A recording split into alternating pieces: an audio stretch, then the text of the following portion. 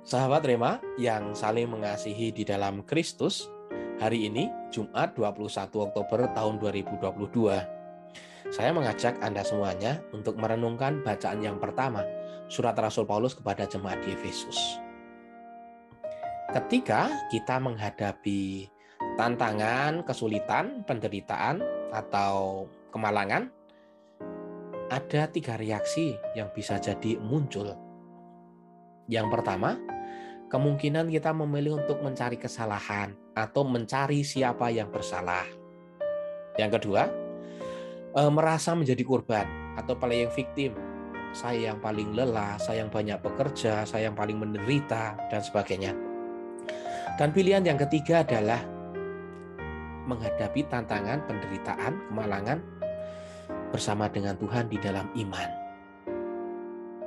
Pilihan yang ketiga ini yang diambil oleh Rasul Paulus. Dikatakan dalam teks, Rasul Paulus berada di dalam penjara.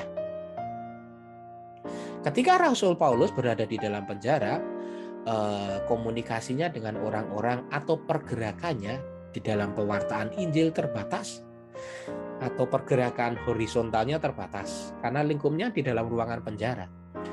Tetapi beliau membangun sebuah pergerakan vertikal bersama dengan Tuhan di dalam permenungan, di dalam refleksinya. Oleh karena itu, buah-buah yang dihasilkan Rasul Paulus pun menjadi berkat bagi semuanya. Penderitaan yang dialami, penolakan, penindasan, bahkan dipenjarakan, menjadi semacam tekanan bagi Rasul Paulus, seperti kita itu memeras buah jeruk, keluar sari buahnya. Demikian juga yang dialami oleh Rasul Paulus ketika semakin tertekan, terperas secara manusiawi. Beliau menghubungkan diri, membangun komunikasi dengan Tuhan. Karena itu ada 4 surat yang ditulisnya di dalam penjara. Yang pertama, surat kepada jemaat di Efesus, Kolose, Filipi, dan juga surat kepada seorang yang bernama Filemon. Buahnya apa? Di dalam surat Rasul Paulus kepada jemaat di Kolose, kita bisa menemukan dokumen kristologis Rasul Paulus di sana. Dalam surat kepada jemaat di Efesus, kita bisa menemukan dokumen refleksi eklesiologis dari Rasul Paulus di sana. Oleh karena itu, marilah kita berjuang bersama dengan Tuhan seperti dialami oleh Rasul Paulus. Ketika kita menghadapi kesulitan, tantangan, penderitaan, kesakitan, penolakan, bahkan kemalangan, kita berjuang bersama dengan Tuhan.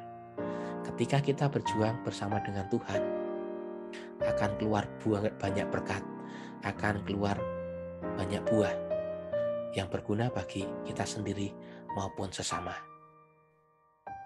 Berkat Tuhan menyertai saudari-saudara semuanya, keluarga saudari-saudara, dalam nama Bapa dan Putra dan Roh Kudus. Amin. Berkat dalam.